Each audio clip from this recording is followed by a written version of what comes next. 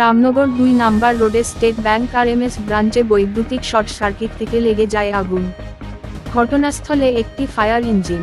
বর্তমানে আগুন নিয়ন্ত্রণে এসেছে, তবে বড়সড় অগ্নিকাণ্ডের হাত থেকে রক্ষা পেল স্টেট ব্যাংকের এই ব্রাঞ্চটি।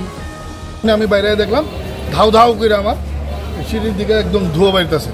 তারপর পরে বার্নিং হইলো, তারা এলো, তারা ইনফর্ম করলো আমার পাড়ার প্রতিবেশীরা, তারা সামহাও আমরা সার্ভাইভ করলাম।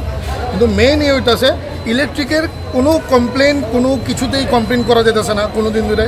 এইখানে ফার্স্ট এই সাইনবোর্ডটা আপনাকে দেখান, এই প্রথমে এইখানে বার্নিংটা হয়েছে, এখান থেকে বার্নটা গিয়ে ওই ডিরেক্ট এখানে গিয়ে লাগছে।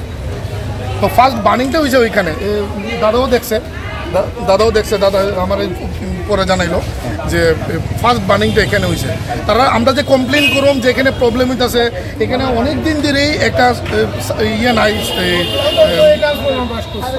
কালকে এই ট্রান্সফরমারটা ব্রাশ করছে, কোনো রকম সাপোর্ট পাইতেছি না, আমরা জল তুলতে পারতাছি না, কারেন্টের এইভাবে সমস্যা হইতেছে। তারপর এমন একটা ডিজাস্টার হয়ে গেছে, আজকে কতগুলি মানুষের প্রাণ যেতে পারতো।